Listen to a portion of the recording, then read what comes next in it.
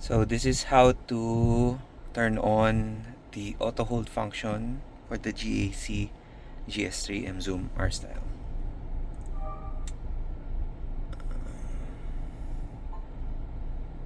Just go to driving mode, then activate auto hold.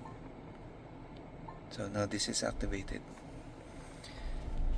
So first, para ma-activate siya, have to from park, pag aandar ka, makikita mo andar, tapos when you step on the brake,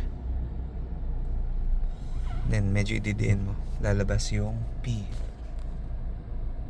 So ibig sabihin niya naka-hold ka na.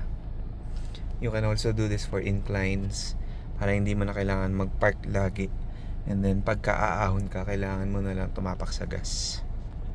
So yun lang.